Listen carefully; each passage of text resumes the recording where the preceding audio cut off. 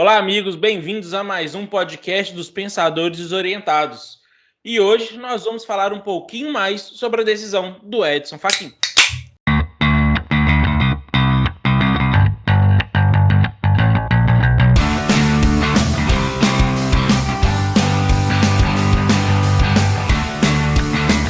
Como vocês sabem, no dia 8 de março, o ministro do Supremo Tribunal Federal, Edson Fachin, disse que o caso do ex-presidente Lula na Operação Lava Jato não poderia ter sido julgado em Curitiba e teria que ter sido julgado em Brasília. Com isso, o juiz anula todas as decisões processuais tomadas contra o ex-presidente Lula na 13ª Vara de Curitiba, que era comandada pelo ex-juiz Sérgio Moro. A decisão, na prática, derruba todas as condenações no caso do triplex do Guarujá e do sítio de Atibaia, o que permite que o Lula dispute as eleições novamente. E aí, Igor, o que você acha disso? Você vai votar no Lula? Galera, Deus me livre. Esse trem de livre é só Deus mesmo. O Lula, para mim, vocês sabem. Mas eu vou falar melhor sobre isso. Primeiro, eu queria falar aqui, pessoal que está nos assistindo, meus amigos fugiram dessa conversa. Eu estava à beira-mar, tirando minhas férias, e eles não quiseram gravar esse tema lá. Então, agora eu sou obrigado a gravar aqui no home office, porque eles não quiseram me dar essa oportunidade de ter uma vista bonita. Por isso que eu estou até moreno assim. Mas a minha beleza não está em pauta. Não está moreno, você está vermelho e é em homenagem ao perfil. Com isso. Mas a situação a gente tá brincando para descontrair, porque além desse resultado, a gente está vivendo um momento mais extremo, né, da pandemia, e em alguns locais do país é chamado de onda roxa e outros é de onda vermelha. Aí a gente já vê que o vermelho já não presta muito. Mas a questão não é essa também. Sobre a decisão do Fachin, todo mundo foi pego de calça riada. Ninguém estava esperando por isso. Até porque o Fachin, ele vem tendo decisões muito favoráveis à Operação Lava Jato. É um dos, não vou dizer poucos, mas existe ali alguns ministros que têm esse entendimento dos ganhos e da efetividade legal né, de provas e dos julgamentos que a Lava Jato teve, seja pelo ex-juiz e ministro Moro ou dos juízes que depois sucederam a vara criminal, a 13ª Vara Criminal de Curitiba. Mas aquilo foi pego, todo mundo foi pego de surpresa, porque essas ações já vinham há mais de 4 anos, apesar de, em 2018, o STF ter tido um entendimento sobre essa questão de julgamentos de processo e das localidades, ninguém esperava que processos retroativos ou processos anteriores àquela decisão do plenário do STF poderia ser acatado.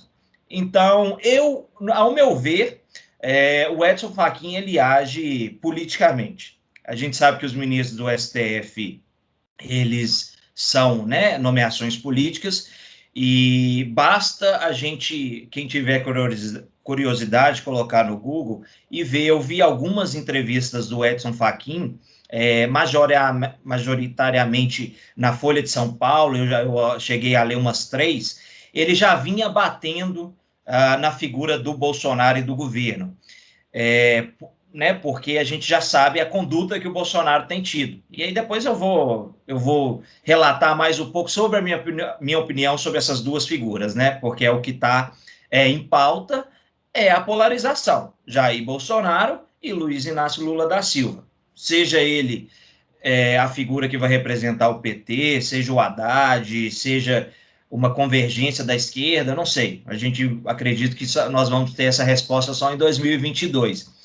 Mas, pegando esse histórico das falas do Fachin, falas públicas, entrevistas dele, eu noto que essa insatisfação, esse receio também das questões e decisões do Jair Bolsonaro em termos de nomeações militares, com receio, né, de um autoritarismo que poderia acontecer no Brasil, eu acho que ele age politicamente num momento extremo da pandemia para poder dar, vamos dizer, um fôlego e o Jair Bolsonaro, o presidente, ele ter uma pessoa ali para uma pessoa que vai incomodá-lo, né, politicamente, porque infelizmente a gente também não tem essa representatividade, alguém de peso para poder frear um pouco. Isso a gente percebe na alteração de conduta do presidente.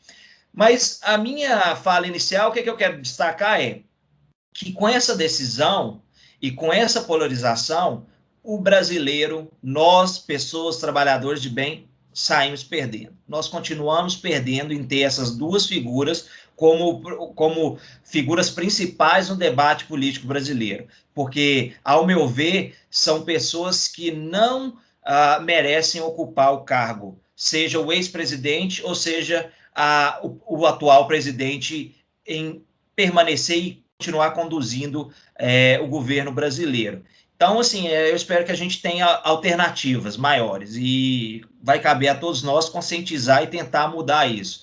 Mas a decisão do Fachin, ao meu ver, foi extremamente política. Eu não vejo embasamento jurídico que justifique essa decisão. Até porque isso ainda vai para plenário. E aí eu quero ouvir dos meus amigos o que eles acham sobre essa decisão. Mas com uma canetada só, o ministro do STF eliminar outras duas instâncias da justiça, eu acho isso muito prepotente da parte dele. Senhores, Igor, pessoal que nos ouve, eu acho muito pertinente quando o Igor faz essas colocações, mas a gente não tem muito um alinhamento aí em relação à visão de personagens, tá? Eu queria destacar duas coisas, que é o seguinte: quando o Igor fala que nós temos alternativa, que a gente precisa buscar alternativa para as próximas eleições, eu estou de pleno acordo. E eu acho que existem alternativas, tá? A gente tem personagens políticos até com um histórico tradicional, mas com um ritmo de vida, uma história dentro da política também, sem muitos problemas com a justiça. Então, eu acho que o brasileiro ele vai precisar sair dos dogmas políticos sobre os quais eles se assentaram para dar oportunidade a outros personagens, né? Só para fazer uma introdução aí a partir da provocação do Igor, né?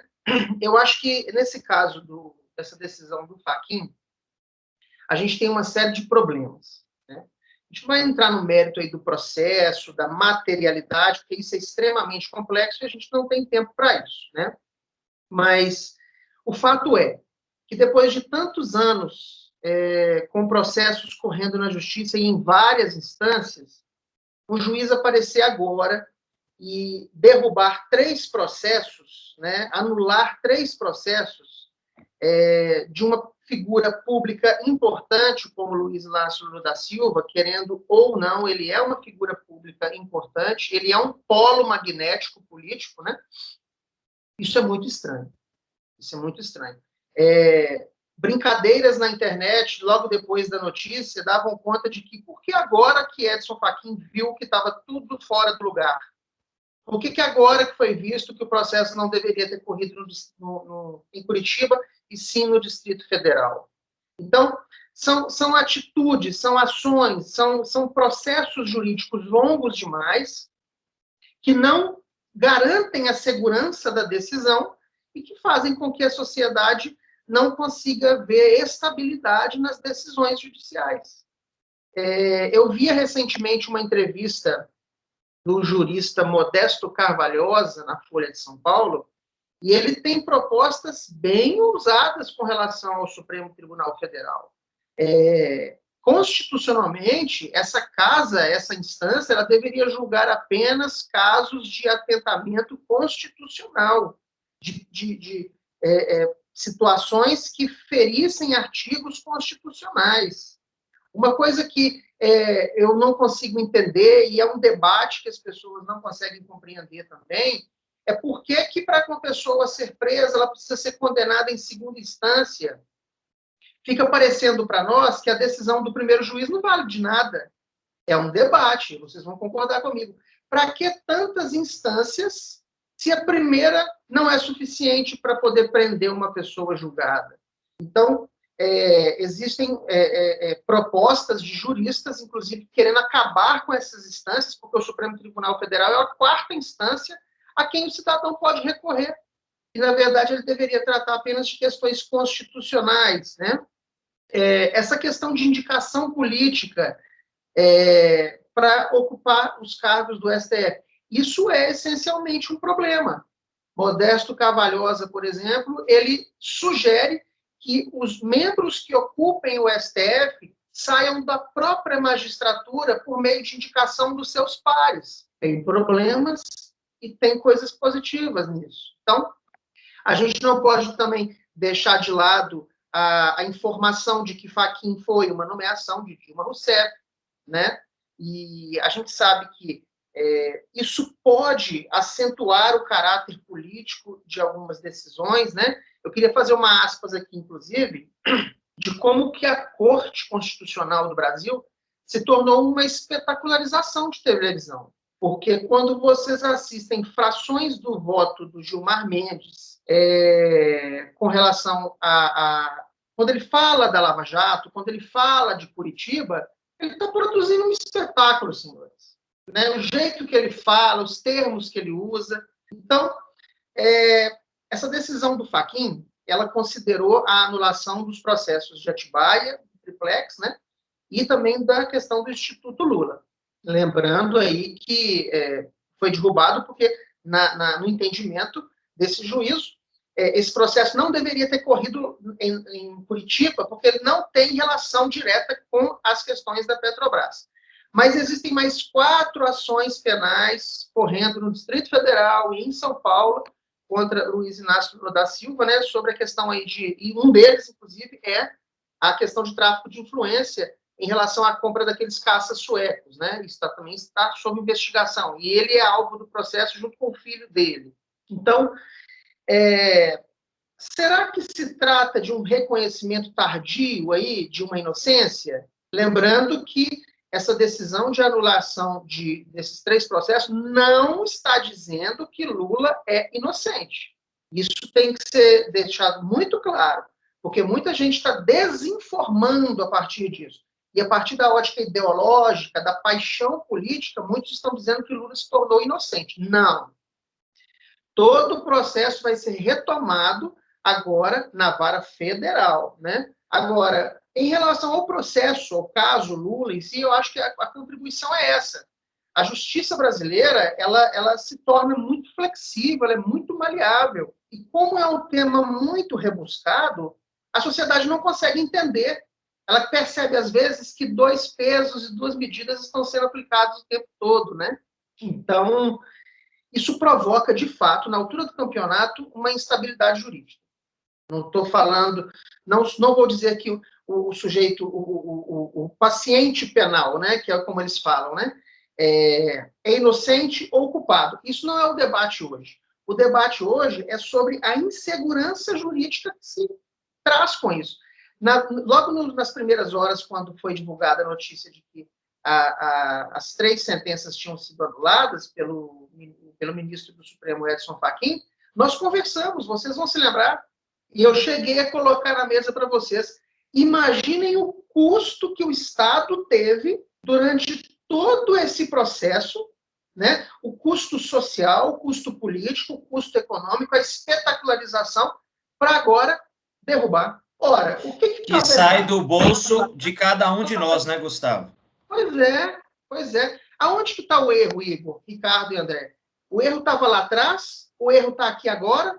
Independente de onde estiver o erro, pensem comigo, independente de onde estiver o erro, nós estamos diante de uma crise jurídica, onde você não consegue perceber estabilidade nas decisões, você não consegue entender a segurança e qual que é a confiança que a sociedade vai ter na justiça, independente de ideologia, de paixões, né?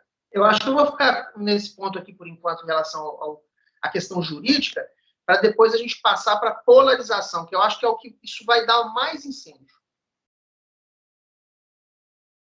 Gustavo, você falou exatamente o que eu queria falar.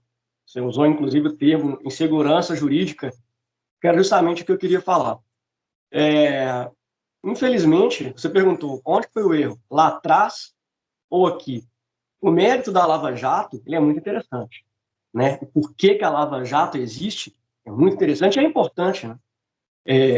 Acho que de nós quatro aqui, acho que não tem ninguém que é contra a Lava Jato, mas desde o começo existem várias ressalvas contra a Lava Jato. Eu, por exemplo, tenho algumas ressalvas e todas essas ressalvas elas são pelo método da Lava Jato, o método que ela vem sendo aplicado desde o começo. Que tem muitos questionamentos, alguns já se provaram certos, outros não. Por exemplo, nosso querido amigo do Intercept, me fugiu o nome dele aqui agora, que cerca de um ano atrás veio lá no jornal falar que tinha O prova. Grindelwald. Isso, é o Glenn, né? Glenn Grindelwald. Glenn. Tinha provas de vazamento, de conversa do Moro. Aonde estão essas provas? Você falou, por exemplo, da espetacularização de todo o processo. O processo ele é espetacularizado o tempo inteiro por quem está fora, como o Glenn, que fez essa manobra ridícula. Eu lembro que na época nós discutimos muito, o Igor ficou bravo, porque eu falei assim, cara, vamos esperar para ver. O Igor ficou bravo comigo. Não, porque, não sei se você lembra disso, Igor. Falei, cara, vamos esperar para ver. Se o cara provar... Claro, né?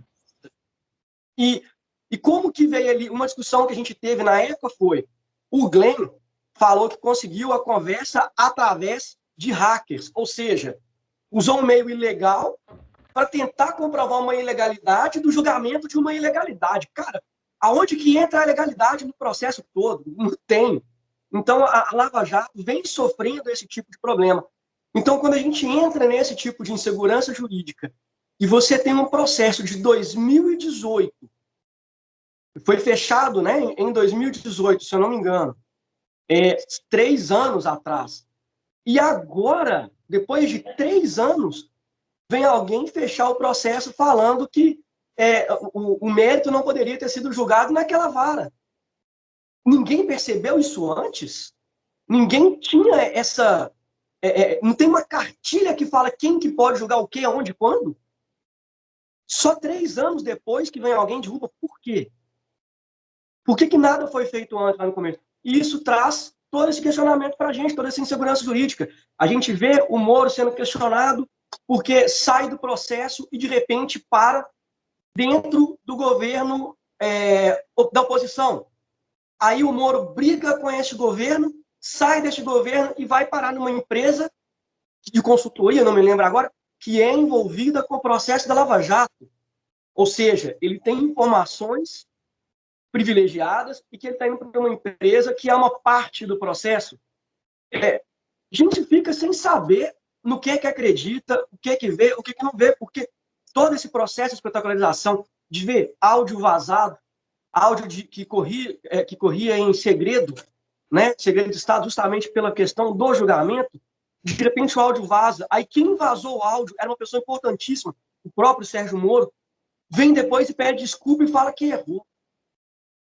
Então, a gente tem vários processos de questionamento de como esses processos estão sendo feitos, se obedecem ou não obedecem às questões jurídicas, e a gente vê em alguns momentos que realmente não obedecem, porque se a própria classe jurídica está falando que em alguns pontos realmente não obedecem, como que a gente, que não tem um conhecimento jurídico aprofundado, como que a gente que é cidadão, que acompanha, como que a gente vai acreditar no processo e como que a gente vai acreditar que esse processo tanto vai ter um final legítimo, quanto se a gente não sabe se o corrimento dele está correndo de forma legítima. É muito complicado. Eu particularmente acho que a Lava Jato, em alguns momentos, se precipitou, poderia ter levado as coisas um pouco mais devagar para poder ter mais segurança jurídica, ter uma segurança maior dentro do próprio processo e trazer para o processo e para a população uma segurança jurídica maior. E eu acho que isso não aconteceu, tanto que a gente vem vendo durante 3 anos esses problemas. Mais de 3 anos, na verdade, né? Desde o começo da Lava Jato a gente vem esses problemas. e que acaba descreditando a Lava Jato, que não deveria acontecer. Infelizmente, a gente vive num Brasil de um meio político que é extremamente corrupto, de cabo a rabo. É difícil nomear quem não está no meio de corrupção, quem não é envolvido em corrupção. O Gustavo falou que nós temos algumas alternativas, mesmo assim é difícil.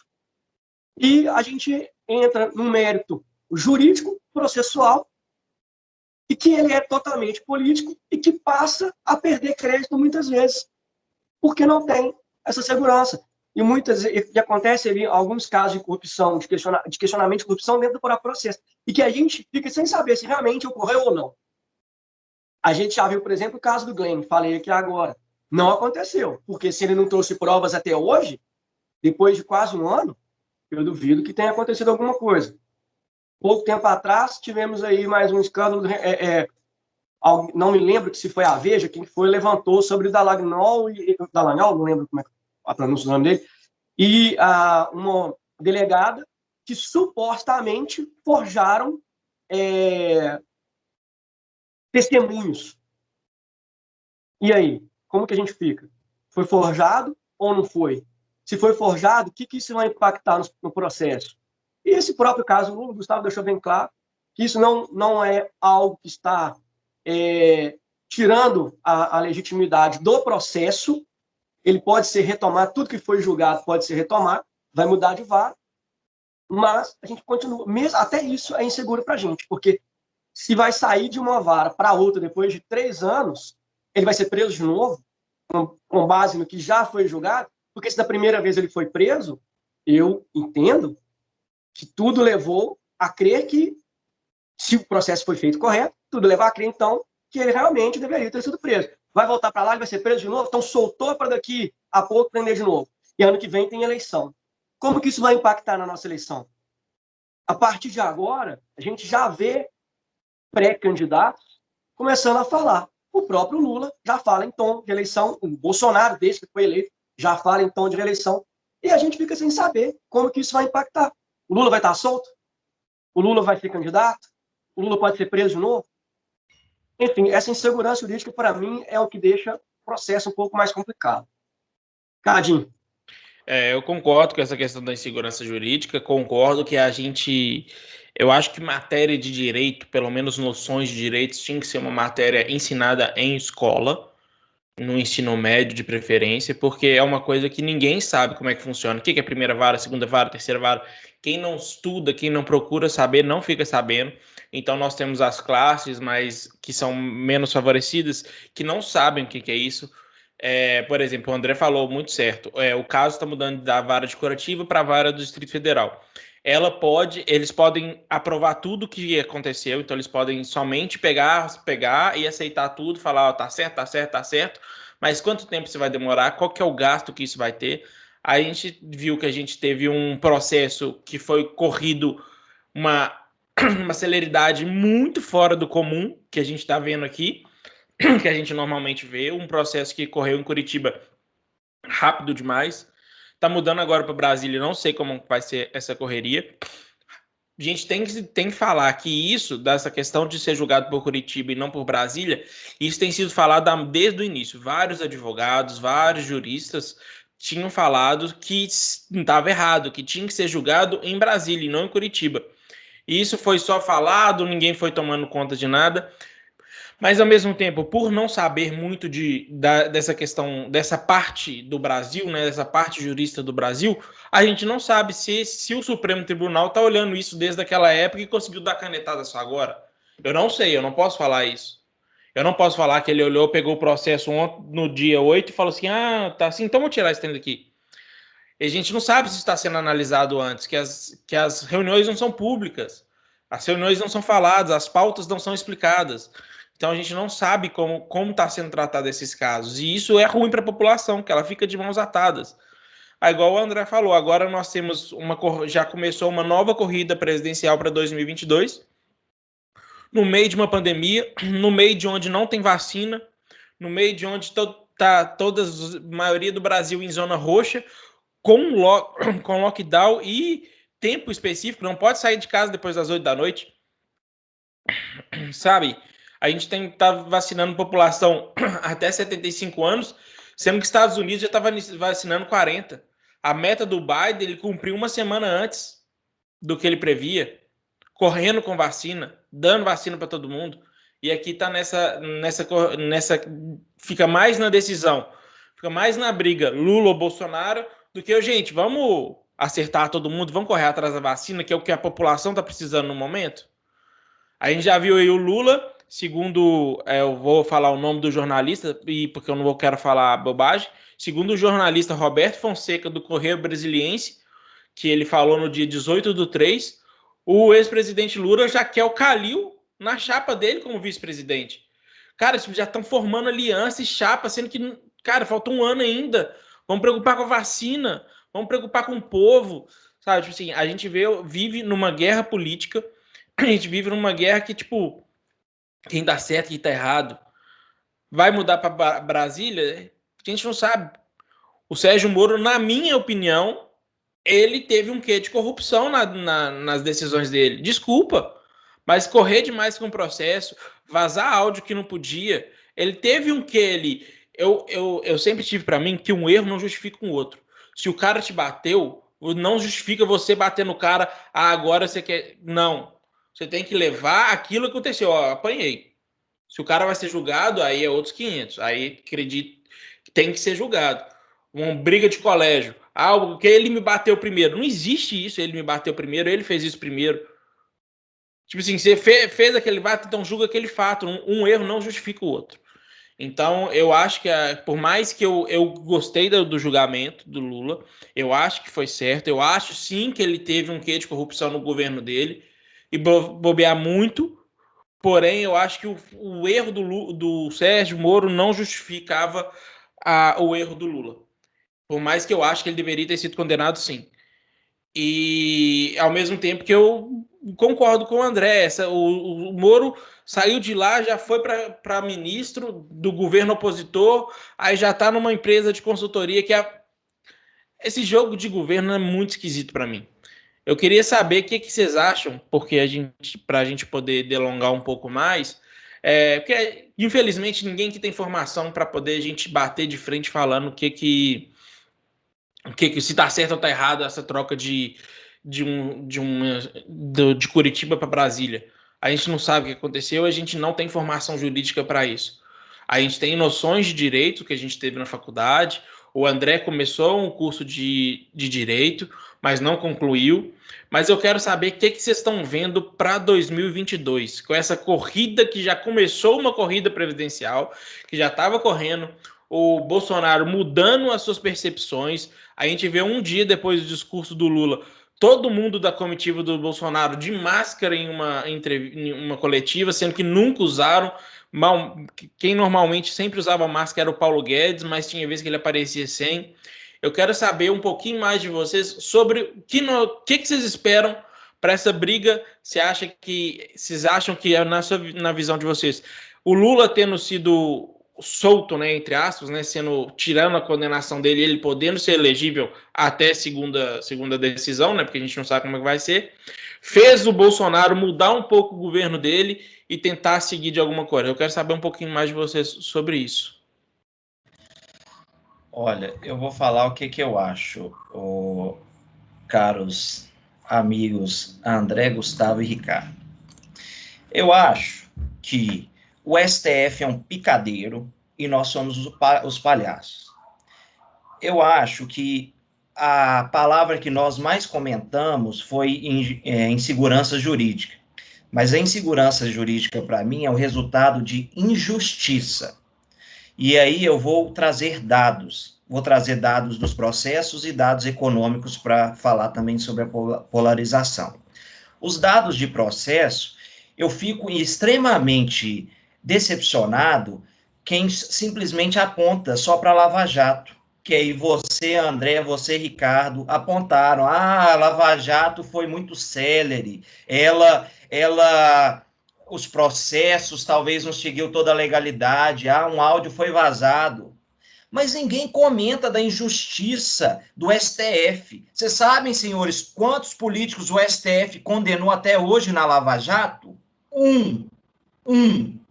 tá tudo solto. Quem é político tá tudo solto. Aécio e companhia tá tudo solto. Você sabe quantos ex-políticos a Lava Jato condenou? E aqui eu não faço apologia de partido, não.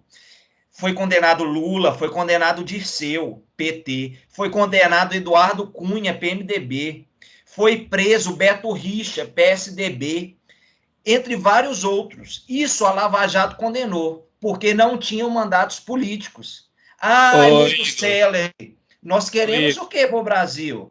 Vocês vão me desculpar, ué. Eu sinceramente, a gente quer essa injustiça que continue? Ô, Igor, eu concordo com você. Eu concordo que até o caso do Aécio, por exemplo, o caso do helicóptero, como é que o cara tá solto até hoje sendo um helicóptero de base de cocaína? Mas eu só comentei... Esse caso é dos Perrelas.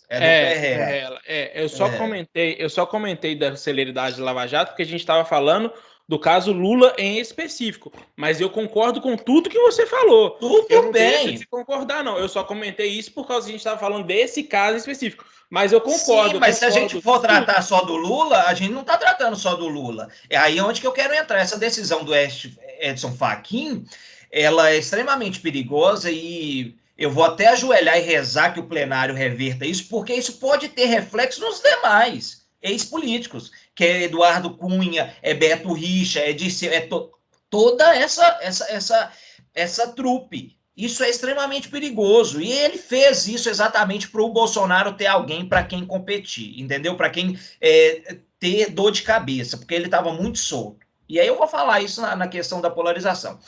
Então, a questão toda é a injustiça. Eu acho que é isso que a gente tem que bater. Então, às vezes, a gente foca só no plano julgador, que é o processo Lava Jato, e a gente esquece do plano decisório, que acaba que a última instância ela está no STF. E o STF o que mais fez foi soltar bandido com o senhor Gilmar Mendes. Isso daí é notório para todo mundo. O STF não prendeu ninguém. Então, isso é corporativismo, isso aí é colarinho branco.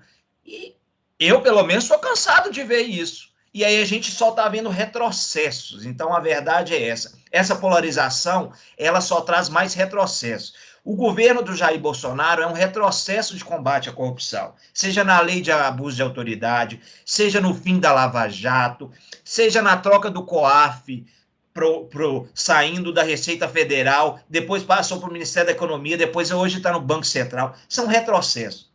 Aí, aonde que eu quero me basear? O Jair Bolsonaro, a figura escrota dele, que não sabe gerenciar a questão da pandemia, não usava máscara, saía, levava a Brasília aquele tanto de político nojento lá, aquela situação descontrolada, inimaginável, repudiável, é coisa que, pelo amor de Deus, numa pandemia ninguém faz isso, e esse senhor, que não deve ter nada na cabeça, faz. Ok, agora a questão é, ok, Igor, você repudia tudo que ele faz, sim, mas não foi ele que trouxe o vírus não é uma causa dele. O vírus aconteceu, ele não soube tratar com o vírus. A sua incapacidade mental não tem condições de tratar o vírus, ok. Isso aí eu posso até concordar. Existem sim alguns outros benefícios de números econômicos, como a gente tem uma Selic nunca vista tão baixa, nós temos as estatais dando lucros, nós temos a parte de infraestrutura desenvolvendo bastante. Então, está se fazendo com menos, está fazendo mais. Isso é um fato, a gente não pode negar. Eu, pelo menos, estou me baseando em números. Agora, por que o senhor Luiz Inácio da Lula é outro ser repudiável, denominável? Eu não consigo pensar que a nossa mídia e as pessoas começam a tratar a figura do Lula como salvador da pátria. Lula e o seu partido e a sua descendente Dilma Rousseff, gente, quebrou o país. Ali, o PT e companhia é reduto da bandidagem. Não tem como. Pelo menos, eu já cansei, não tem como a gente fugir disso. É ladroagem, roubaram e roubaram e roubaram. Então, não tem como a gente fingir que não aconteceu. Os números falam, os déficits do Estado. De 2011 a 2020, gente, é a década história da economia brasileira de pior números em 120 anos. O que é isso? Isso é o quê? Isso é um histórico de quê? Quem deixou isso? Isso tem nome e sobrenome, isso tem partido, isso são pessoas. A gente não pode esquecer disso. Então, eu não acho... E outra, a gente sabe o tanto de bobagem que o Lula fala e fez. É só pesquisar. Tudo bem, quem está na vitrine é para ser apedrejado mesmo, eu concordo. Então, quem tem que ser apedrejado é o JB, Jair Bolsonaro, das merdas que fala e faz. Mas a gente não pode esquecer que o Lula é igualmente a mesma coisa. Ele não é nenhum senhor capacitado ou letrado ou mentalmente capaz de dar sequência a um próximo governo do qual nós precisamos. O que nós precisamos agora é de pessoas que tenham o espírito público, pessoas honestas, partidos honestos, e que vão dar uma sequência, porque o Brasil precisa crescer. E crescer de forma igualitária, de forma justa. Porque o que a gente está vendo é isso aí, ó. É como se fosse a brincadeira de infância, todo mundo deve ter brincado, né? Como que aquela de puxar corda, me fugiu o nome agora, me ajuda alguém aí. Tem vários nomes, vai, vem. E cada vários, cabo de guerra. Nós estamos vivendo um cabo de guerra. Nós estamos vivendo um cabo de guerra. E aí, cada um que tem um poder específico, cada um tá para um lado. E aí, um puxa para um lado, outro puxa para o outro, um libera o Lula, outro vai dar uma canetada lá de novo, vai prender o Lula, e cada um com seus interesses. Então, eu acho que nós, que somos nada, né? Que estamos ali na rabeira, na lama, no esgoto praticamente da sociedade, porque esses senhores se acham os superpoderosos, né? E contra eles é difícil a gente combater. O corporativismo ele é gigantesco, seja do legislativo, seja do judiciário, ou seja do executivo. Mas a questão que eu quero trazer aqui, só para fechar, que eu já deixei, eu acho muito bem claro essa questão da minha opinião sobre esses dois, é que a pandemia, ela tem as pessoas que são militarizadas, que têm a bandeira vermelha como escudo, ou que tem a bandeira, nem sei que bandeira que é, porque eu não posso falar da bandeira do Brasil para justificar a apoio a Jair Bolsonaro, de forma alguma. Quem faz isso, pelo amor de Deus, você não está sendo brasileiro, não. Coloca a mão na consciência, porque também isso aí não é justificável. Mas lá em 2022 a gente vai ver. Eu, pelo menos, vou jogar os prós e os contras cada um, se a gente cair nessa desgraça desses dois, vamos dizer, num segundo turno, Deus livre e guarde nós todos. Mas eu quero deixar claro dessa questão que a gente só vê apontando o dedo, e aí a gente já tratou isso aqui em várias outras conversas.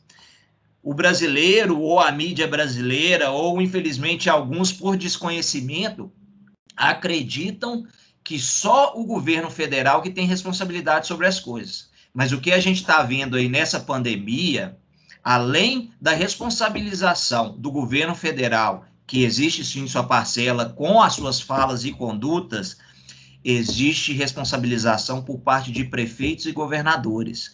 E são esses que a gente viu no final do ano fechando leitos, gastaram bilhões em saúde em 2020, criaram-se hospitais de campanha. Aqui em Minas Gerais nunca foi usado, nunca teve uma pessoa usando o leito, mas teve eleição, teve Réveillon e teve Carnaval. E agora, quando precisa, não se tem leitos. Então, a culpa cai no colo desses gestores, de prefeitos e governadores, porque são eles os responsáveis pela má gestão, o mau planejamento e a falta de inteligência. Porque se ficou com medinho no começo da pandemia, devia ter pensado que isso não acabaria até ter uma solução. E essa solução chama-se vacina. Então, se a gente está faltando leito hoje, é porque fecharam leitos e não se tem hospital de campanha. Ninguém fala, né? Cadê? Hoje que precisa, não se tem. Quando não precisava, se criou. Isso, para mim, nada mais é do que desvio de dinheiro público, com certeza teve arrodo. Então, ó, essa história de colocar uma figura só como culpada, para mim não cola, não. E vocês, meus amigos? Eu concordo, Igor. Só fazendo um complemento, eu, em momento algum, justifiquei essa com o Lula livre. Nem eu, nem André. Os dois falaram que deveria ter sido preso mesmo. A gente só criticou a celeridade. Mas os dois falaram que ele deveria ter sido preso. Eu só pontuei, eu só quero deixar claro que eu só pontuei porque vocês falaram só da Operação Lava Jato. Não foi citado outros argumentos para justificar outros problemas. Então, eu só estou tratando, porque às vezes a gente só aponta um caso, no meu ver. Mas, para mim, a Lava Jato, nessa esfera que eu disse, é a que sai mais honrosa. O problema está nos outros lá. Pois é, mas aí você mesmo, quando a gente trouxe o tema, foi sugestão sua, inclusive, foi falar do caso Lula. Então, a gente começou falando do caso Lula. Inclusive, você, nessa última fala sua, falou, por exemplo, você citou alguns nomes, citou o Cunha, citou, bom, enfim, citou os 3, 4 nomes aí, Palocci, eu acho. Essa insegurança jurídica também não te incomoda para poder contra esses caras, não? Quando a gente fala de insegurança jurídica, a gente vê processos sendo revertido, vários foram soltos, você mesmo falou, pelo Gilmar.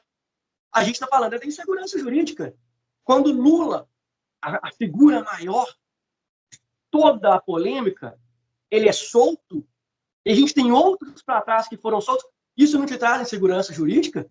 Isso não te deixa preocupado de ver o que um processo corre, é julgado e depois volta atrás? Isso não te incomoda? Claro que incomoda. Você deixou bem claro na sua fala que isso te incomoda. A gente falou especificamente do caso Lula, porque é o caso recente e é o caso do... Eu ia falar peixe grande, mas Lula não é peixe, né? Caso do momento, caso do momento. É o último caso. Do momento, né? É o destaque. Mas isso a gente deixa claro, deixando claro que isso é de forma geral. A gente está trazendo o caso Lula aqui como uma... Não, eu quis contextualizar de forma generalizada, André, a gente interrompendo, é só porque como a figura do Lula ela é tão importante, ela é central, mas isso desencadeia em outros processos. Então, só por isso que eu quis trazer mais amplamente, porque esse caso a gente pode gerar essa insegurança que eu tratei como injustiça para demais casos. Sim, esse é o problema. É insegurança política. A gente não sabe o que vai acontecer daqui para frente. Só rapidinho, só de falar, o Ricardo perguntou, por exemplo, fez a pergunta, e o que vocês acham que vai acontecer na eleição? Cara, não sei. Justamente por essa insegurança, não sei se o Lula vai estar preso, se o Lula vai estar solto. A gente está num momento que não dá para saber o que está acontecendo. Então, assim, eu não vou delongar muito, vou deixar o Gustavo falar, mas já que falaram do Bolsonaro, eu só queria fazer um comentário aqui, um comentário aleatório. Queria contar para vocês que eu tenho um primo chamado Geno e a ex-cunhada dele é a Cida. Abraço, pode falar, Gustavo.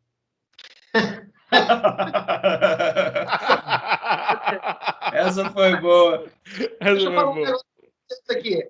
Diante de tamanho movimento atabalhoado de decisões judiciais, nem a certeza de que o cidadão deveria ser condenado ou que deveria ser condenado, a gente tem certeza. Agora, a gente tem que tomar muito cuidado com paixões. Paixões. E isso cega muito. Então, a gente ficar julgando as pessoas apenas baseado em paixão, ressentimento, imagina se a justiça fosse julgar desse jeito, né? Apesar de que parece que o STF tem julgado com mecanismos até piores do que paixões, né?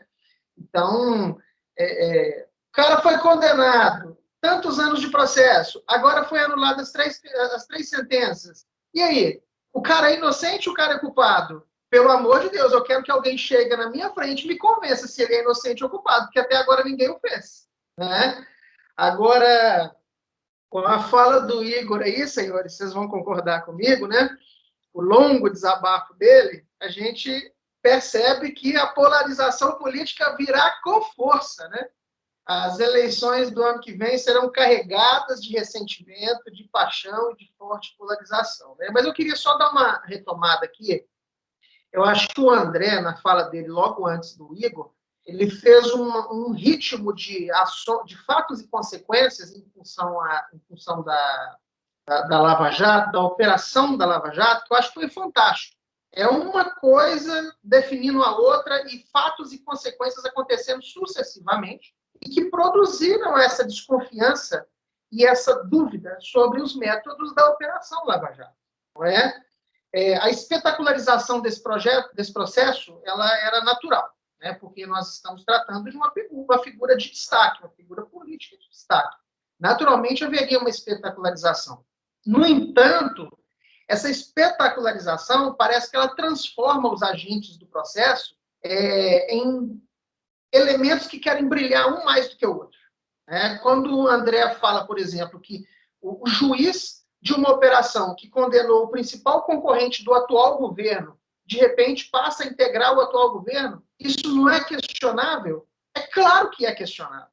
Não é? O juiz que condenou Luiz Inácio Lula da Silva, logo depois das eleições, passa a se tornar ministro da Justiça do seu principal oponente. Francamente, isso é absolutamente questionável. Né? Essa relação de juiz com acusação, com essas provas que concretamente não apareceram até hoje, é duvidoso. Um juiz orientar a acusação, isso é duvidoso, isso é problema. Agora a gente fica sem saber. Eu vou abrir aspas aqui, uma frase do André, que a gente fica sem saber, abre e fecha aspas. É claro, isso produz uma desconfiança pública significativa. Se hoje, numa discussão, alguém chegar perto de mim e dizer o seguinte: Gustavo, essas pessoas que ocupam cargos de destaque do topo da carreira política, da magistratura, do legislativo, do executivo, esses caras trabalham sistematicamente para produzir confusão social, eu vou ser obrigado a consentir. Porque vocês veem todo esse processo jurídico, como que ele está acontecendo, esse bate-cabeça de analistas, né? Um mais apaixonado do que o outro, defendendo seu ponto de vista, né? Porque a base da pirâmide já tem seus condenados e seus inocentes. Então, veja bem, se alguém chegar perto de mim e me disser isso, fala assim: Gustavo, todos esses instrumentos públicos servem para nos enganar, é para nos fazer de bobo, igual o Igor falou uma hora. Parece que a gente é feito de palhaço, porque todo o processo é feito de uma forma, de repente aquilo é derrubado, aí você já não sabe o que vai ser depois. Independente de Luiz Inácio Lula da Silva ser ou não inocente, porque hoje já tenho minhas dúvidas em função desse tanto de bate-cabeça jurídico, hoje ele vai poder se candidatar à presidência da República no ano que vem. E aí?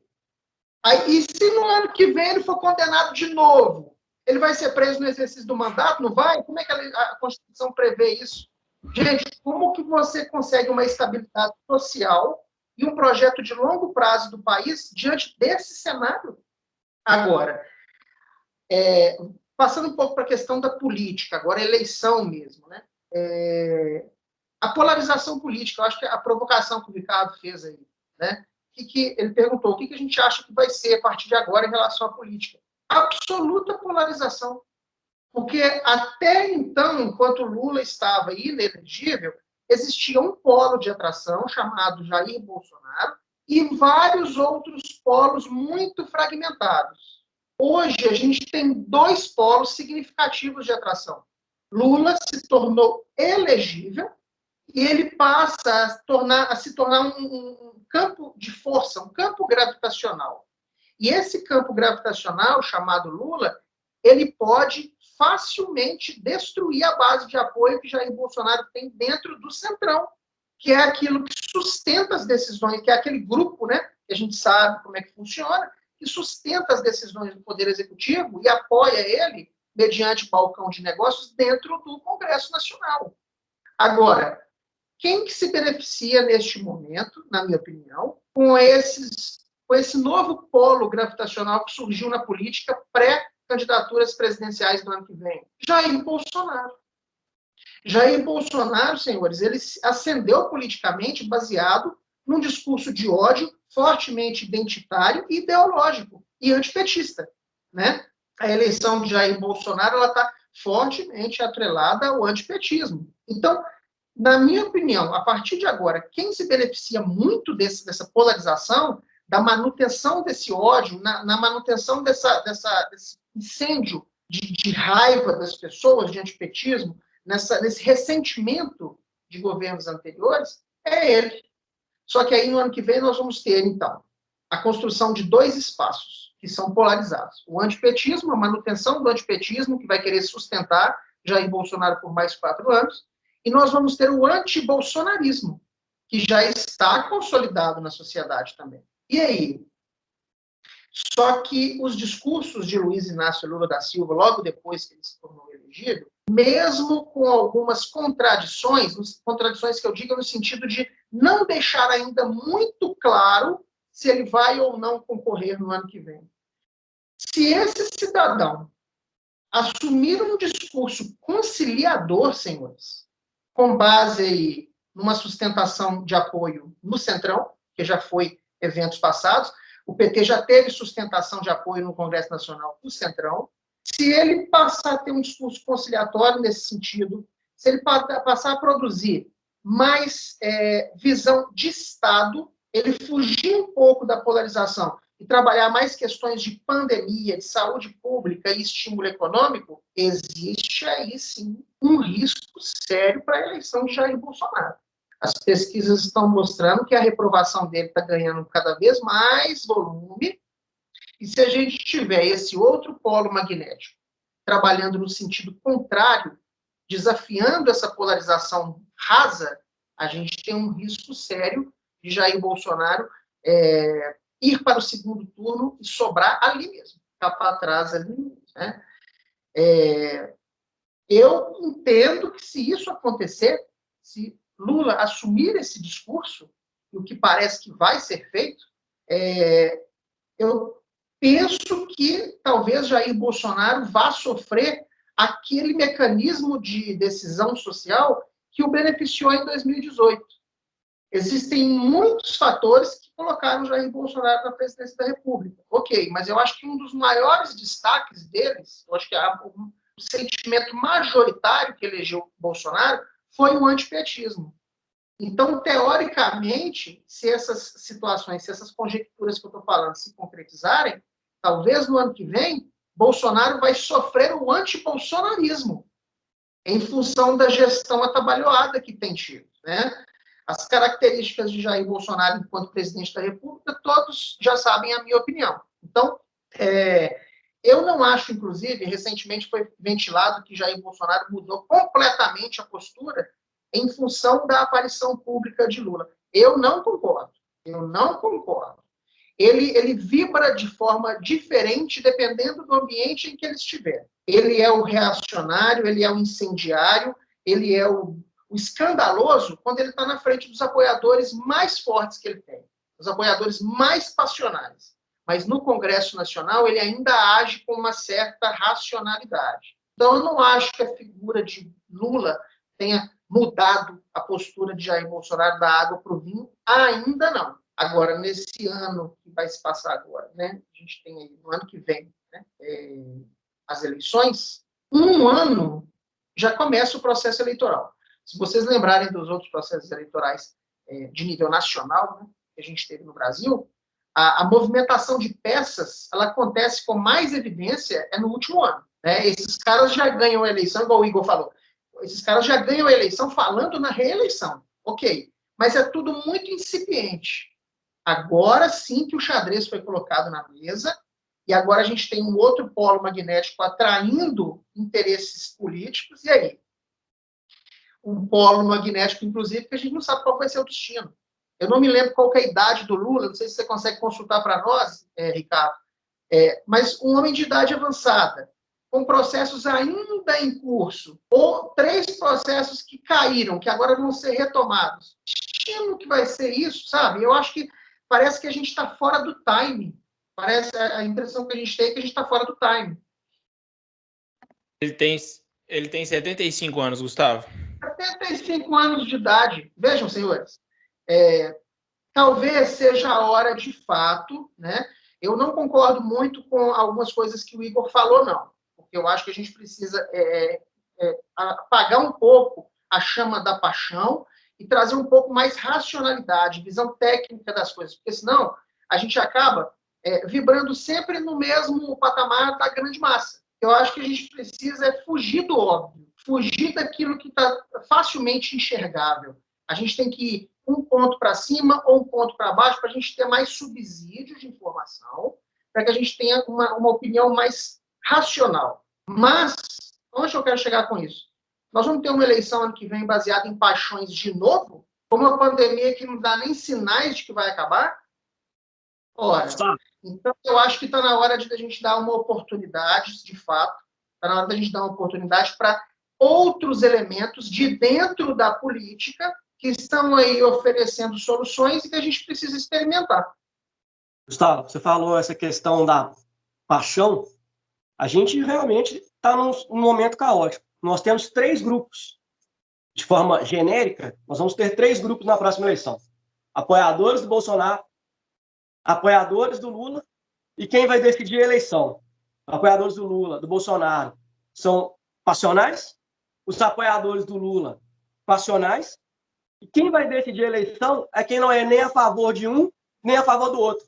Mas o que vai acabar acontecendo? Eles, como você mesmo já disse, é o sentimento de anti. O anti-Lula e o anti-Bolsonaro. Quem está no meio, quem não está nem para um lado nem para o outro, vai decidir a eleição, provavelmente, na base da paixão. Quem ele odeia menos. A gente está no caos total. Infelizmente, Lula e Bolsonaro, caos desse país.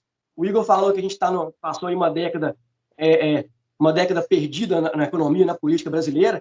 Lula e Bolsonaro são continuidade de um momento perdido, infelizmente.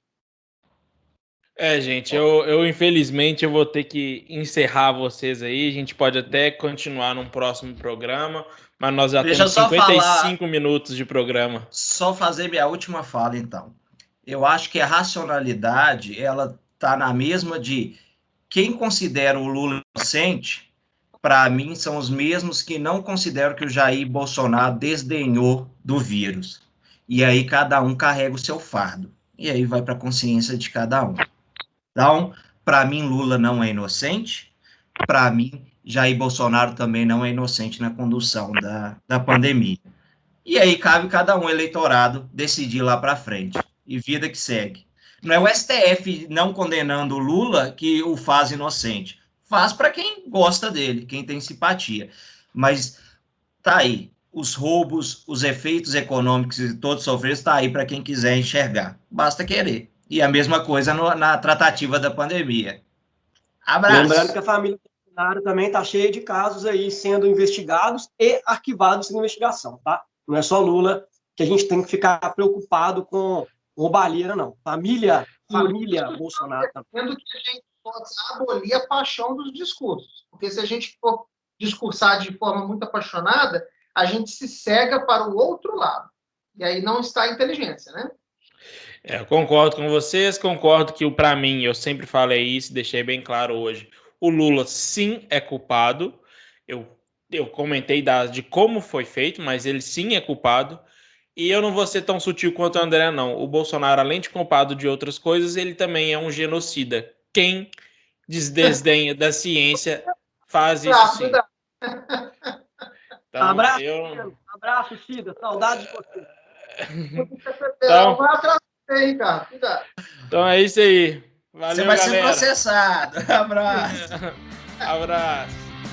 Tchau. Obrigado.